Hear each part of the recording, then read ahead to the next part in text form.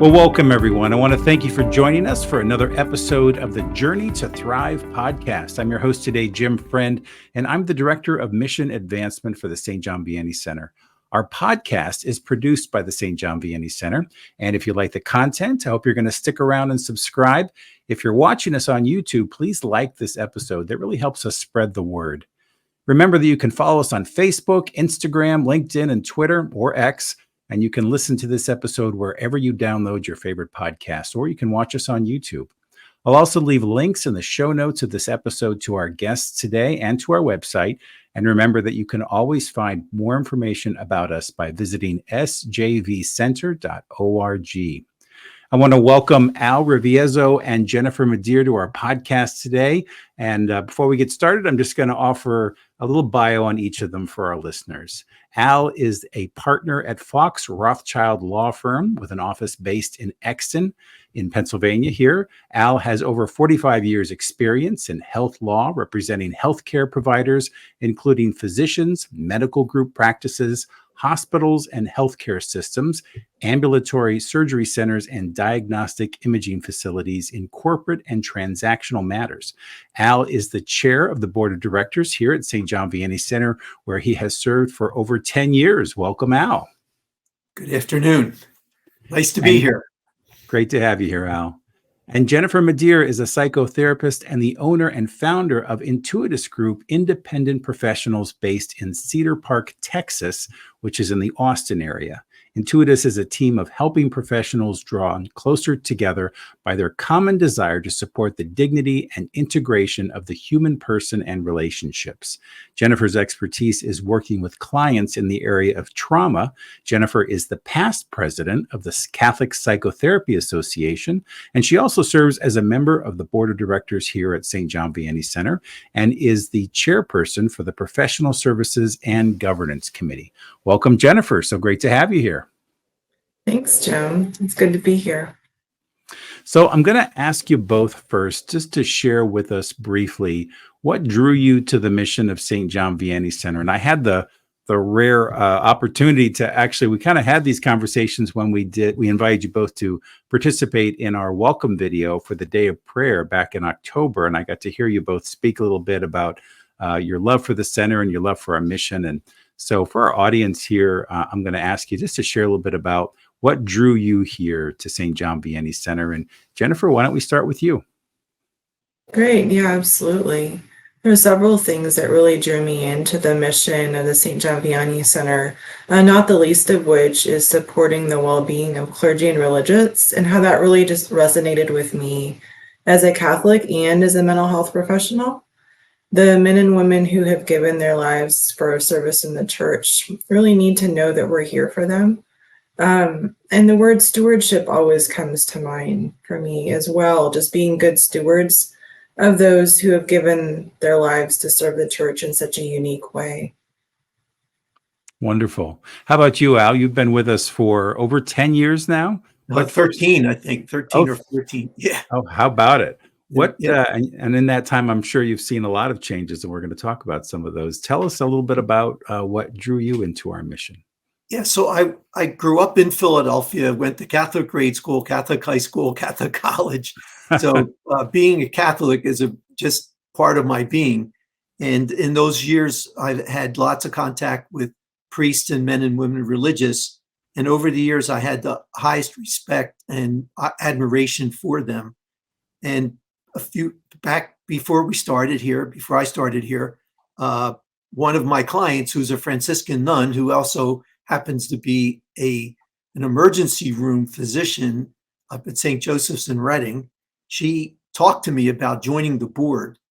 And once I learned about what it was that St. John was about, I was very, very interested and very willing to become part of the program. Wonderful, wonderful. And Jennifer, as you mentioned, one of the things that's drawn you in is your care for our clergy, your understanding of their mission. And I know that you've worked with a number of clergy and religious in your practice. Without betraying confidences, of course, but what are some of the challenges that you see that they're experiencing in our world? And what I mean by that is, what are some of the common denominators among your clients that you've seen, that some of the challenges that they're facing in ministry today? Yeah, absolutely, Jim. I have had the opportunity and the privilege really to work with a number of clergy and religious kind of one-on-one in their personal journeys of healing. And there are lots of challenges that are not unique to them. And we're all human, right? But there are some that are particular, I think, to working with clergy and religious and struggles that they have just in living and thriving in our world today. And one of those central challenges that I see and hear frequently is how clergy and religious tend to have kind of their professional identities, and excuse me, those tend to be kind of both the same and distinct from their personal identities.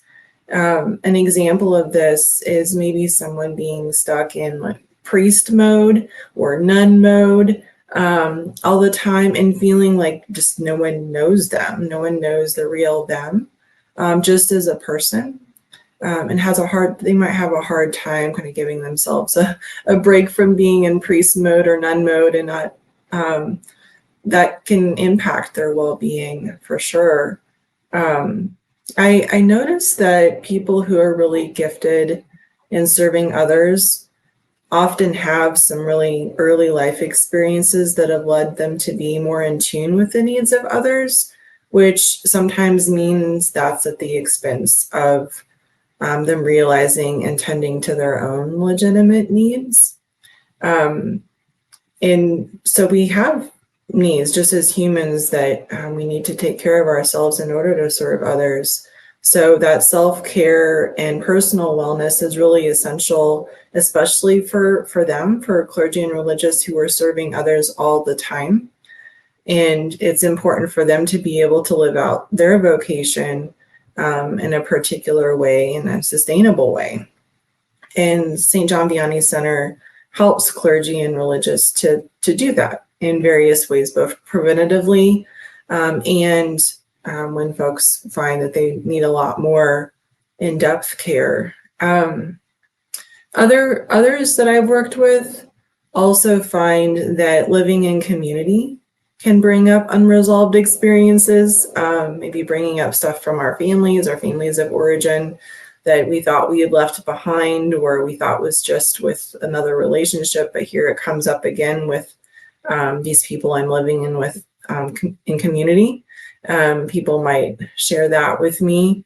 And so then they struggle to cope with that effectively. And they need help to heal from and recover from maladaptive ways of coping with those issues. Some of those maladaptive ways of coping might be things like addiction. Others might be more trauma related, but all of those patterns might, lead them to need more intensive support, whether it's in psychotherapy or wellness programs, or even, on site like St. John Vianney Center provides. So those are just a couple of things that I've seen just generally and repeatedly that I think are really relevant. Sure, absolutely. And I think to some degree we can kind of even relate as lay people to what they may be experiencing, because Sure. I sometimes when I would come home from work and I'd be talking to my wife, she'd say, whoa, you're still in Jim Friend work mode. Like, take it down a notch here, and you just need that space to just kind of be yourself. And when you're living in that environment, I would imagine when you're at the parish or you're at the rectory, or you're just always Father Tom, you're always Sister Margaret. You never just get to be Tom or Margaret, right? And so I would imagine that that's pretty common. Yeah, that's exactly it. And yeah, like you underlined, Jim, it's a very human thing. As someone who kind of embodies their vocation in that particular way, might have a hard time finding space to be Jim, right? To be Right. Jennifer. Yeah, exactly. And I would also imagine, because, one of the questions I get is, is this, when you have folks come and stay with you at the center, is that mainly folks who are like having a midlife crisis, or is it some particular time in their life that they find themselves here. And, we're finding that we have clergy and men and women religious at different points in their life. We have, sometimes it's younger priests, and sometimes it's midlife. Sometimes it's guys towards the end of their career. And these things kind of hit them at different times, depending on their life experience or their own background. And thank goodness we have a place like our center to be there for them in those moments of crisis. But also, I think anytime, throughout our life, even a little tune-up, whether they don't have to be in crisis, they could come to someone like you and kind of work through some of those issues so that, they can find their center again. And Yeah, there's absolutely.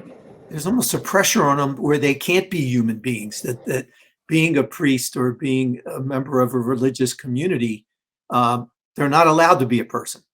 Yes. They're constantly, like you say, they constantly need to be in that, playing that role, being in that mode. Right. And that's got to be awfully stressful. It's got to be. Yeah. Yeah.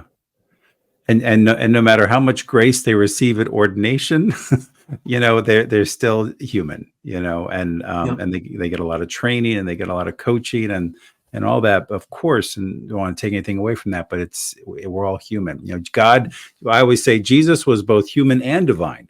Well, these guys are just human, right? They don't have the divine part. So we have to give them a little room to be themselves. Well, that's great. Well, thank you. Al, you, as we said at the beginning of the podcast, you've seen St. John Vianney Center go through a lot of changes, I know, over the last 13 years, but especially in the last 3 to 4. You worked with our CEO, David Schellenberger, on making St. John Vianney Center an independent nonprofit organization, which was separate from the Archdiocese of Philadelphia. And by the way, it was all indications were it was a very equitable solution, and both organizations are doing very well. But I thought it would be interesting because, it's interesting. I spoke with some different church leaders over the last couple of years, and not everybody was even aware that St. John Vianney Center was currently independent, that they thought that we were still under the auspices of the Archdiocese. But that was a big transition moment for us as we began to kind of chart our own course. Why don't you tell us a little bit about what that experience was like and how that unfolded? Sure. Well, when I first joined the board and understood what the structure was and how essentially the Archdiocese was our member as far as our corporation was concerned, after a few years, I thought we really ought to be independent of the Archdiocese. The breadth of our services were expanding, the reach of our services was expanding. And I thought we would be better served, and I think the church would be better served if we were, in fact, independent. And it just so happened that the Archdiocese was thinking along the same lines at the same time. So when they approached us with the idea of exploring the possibility of being independent, we were pretty prepared to move forward fairly quickly. And I always say it's coming out from under. I don't want to make it sound like it was any kind of an oppressive arrangement, but there were restraints. There were restraints on us, and now we don't have to answer. We have a board of directors, a very active board of directors, and the responsibility of the center is squarely on the shoulders of that board of directors, and each and every director takes that responsibility very seriously. And since we've become independent, we've been able to expand even further than the services that we offer. And we've also, again, expanded our reach to where we're now international in scope. And on top of that, our ability to raise funds was very much impaired because we didn't want to be soliciting the same donors that the Archdiocese might be soliciting. So we kept a very low profile, but one tremendous advantage was to be able to create an office of advancement that you had, Jim. And the results so far in a very, very short period of time have been very encouraging. Absolutely. And it was my honor to be the first advancement director. And what was one of the appealing pieces of this and coming to join you on the team was just the scope of the work is so massive, right? There, parishes and dioceses all over the country, all over the world, and our role is to support, our church ministers. That's such a sacred role, I think, for us as a board, as an organization, and have done some amazing things. The as you said, even in a short time over the last year and a half or so, we're almost halfway through our goal of raising funds to start a new suicide awareness and education program for clergy and religious, and that's kind of been our main piece for this year. And it's just so motivating to me to want to provide that kind of a service to our church leaders, so that we can help them help their own people and identify where there are problems and issues. So I think one of the other benefits was we put out our first annual report last year, and we'll be publishing our next one in just a couple of weeks. And hopefully, and if anybody is listening to this and would like to get a copy, you can get our contact information in the show notes. But very excited about that. Any other comments, Al, about that kind of that transition, or any other fruits that you've seen come from that evolution? Well, we have expanded our board to where we're national in scope now. Mm-hmm. So not only are our services offered throughout the country, we now have directors serving on the board who are in different parts of the country. Jennifer's in Texas. Yep. And we have folks in California, and we continue to look to expand the board and the composition of the board, not only geographically, but also looking at diversity issues. And given that we are a self-directed board of directors run organization, we can be very flexible in that regard, very nimble in that regard. Absolutely. It's tremendous. And Jennifer, you now head our Professional Services and Governance Committee. And one of the roles of that committee is to identify and nominate new board members. Tell us a little bit about what are some of the challenges that your committee is looking at over the next year or two. Absolutely. In the Professional Services and Governance Committee, we have a couple of roles, and one of those is to identify the needs of St. John Vianney Center at the level of the board of directors. And we try to keep tabs on the skills and the personal and professional backgrounds and of the directors and other elements that each of us brings in our service. And that helps us to identify gaps and kind of plan for recruitment of new members, or when others, aren't able to serve anymore, their terms expire.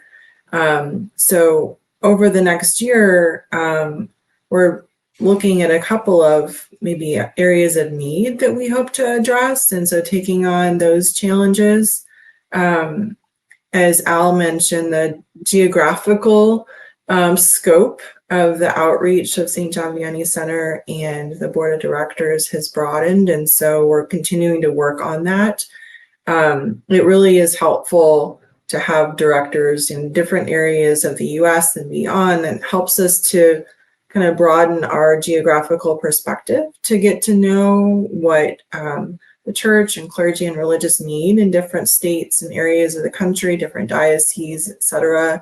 And that can lend perspective to the board to help us to be just in tune with those needs and know what needs that St. John Vianney Center can fill. So that's definitely a piece that we're continuing to work on. The diversity of the board is also another challenge that we've taken on, wanting to increase the diversity of folks sitting on the board with regards to culture and race and ethnic backgrounds. And we think that'll be helpful to help St. John Vianney Center to reach and continue to reach, actually, the clergy and religious who are from diverse backgrounds as well. An example of why this is really important is the increasing number of priests serving in diocesan parishes that have been born in countries other than the US, and they've come here to serve almost in the US as a mission territory of sorts, and then they become incarnated as diocesan priests, for example, in Texas or in Pennsylvania, and they need support too. And we, St. John Vianney Center, and we, the church in general, need to know how to serve them best. So That's something we really want to continue to take on at the board level and see how we can make sure that our ears are tuned to their needs as well.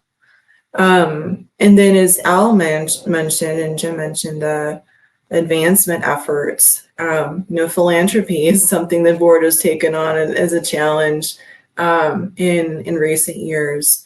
And so, yeah, as a nonprofit organization, St. John Vianney Center does rely on donations for some areas of growth and to develop scholarship funds for religious, for instance, who cannot afford the services of St. John Vianney Centers and might still have the opportunity to receive some training or care that can really help them individually or as a community. So we've been working with you, Jim, and with others to identify people who might be able to make a significant financial contribution to St. John Vianney Center, or who can help us to reach potential donors who really want to support the mission of St. John Vianney Center and join in that effort. So those are just a couple of the challenges that I'm thinking of right now. Those are quite a few right there. Absolutely. That'll keep us busy for the foreseeable future. I think so. Yeah. The diversity piece, I think, having worked with a number of different kinds of boards over the years, it's so important. And I think sometimes it can be a real challenge too, because you want to make sure that you are represented by the diverse nature, not only of ethnicity, men and women, just the right mix of folks who are representing the needs of your constituencies. And ours is far and wide. And so it's a big challenge. But thank you for what you're doing there. We're going to wrap up our conversation here, but what I'd like to do is ask you both the same question. But before I do, first, I want to thank you both, not only for sharing some time with us today on our podcast, but of course, for all you do for St. John Vianney Center. We're so grateful to you. As board members, you both share your time, talent, and treasure, and as volunteers and as donors. So if someone's listening to this podcast and they might be wondering, why would I get involved with St. John Vianney Center, or why would I give to St. John Vianney Center? What would your answer be? Jennifer, let me ask you this first. Yeah, absolutely. So, service allows us the opportunity to give God what we have, right? God always welcomes our gifts and asks us to give what we have, and he can make pretty amazing things out of that. I think of the story of the 5 loaves and the 2 fish, right? So just to encourage anyone who's watching and listening that what you have to give is enough for God to do something with it. And in the same vein, our obligation, or what God calls us to, is the gift, and to be stewards in the way that we can of what he's given us. And part of what he's given us is the clergy and religious in our church, and as lay people, or others in the church, it's our obligation to be good stewards of them in the ways that we can. Me as a mental health professional, others in their kind of little V vocation that they live out. And so joining in the mission of St. John Vianney Center is one way that we can do that. Absolutely. Well said. How about you, Al? Well, religion in this country is under attack. The narrative is that organized religion is bad, and among the organized religions, Catholicism is the worst. That's the narrative. That is not the truth, however. The truth is that the Catholic Church in this country and throughout the world accomplishes many, many, many positive results. And St. John Vianney Center is determined to provide a wellness, both altogether, body, mind, and spirit, a wellness resource for the Catholic Church. We have multiple roles here. We have an inpatient service, we have outpatient service, we have consultation, education, and outreach. We are helping the church stay well, both all in body, mind, and spirit. And that's what the mission of this St. John Vianney Center is. So if Catholicism is part of your life, and it's something that, and you value your identity as a Catholic, you need to get involved with St. John Vianney. Really well said, Al. Just to put an exclamation point on the end of that, I had somebody ask me, well, what is the profile of one of your donors? Like, who would want to give to St. John Vianney Center? And I said to them, everybody. Everybody has a stake in supporting our church ministers. You got, in many cases, you got one guy supporting 2,000 people at a parish. We got to support those folks. We have shrinking numbers of clergy and men and women religious all over the country. And everybody has a stake in that. They are the ones who are the body of Christ. They are the heads of our communities and of our parishes, and we have to support them. So who does this impact? It impacts every single person who's Catholic, who's listening to this podcast. So very well said. Well, thank you again, both of you, for joining us today. I want to thank all of our listeners for joining us on Journey to Thrive today.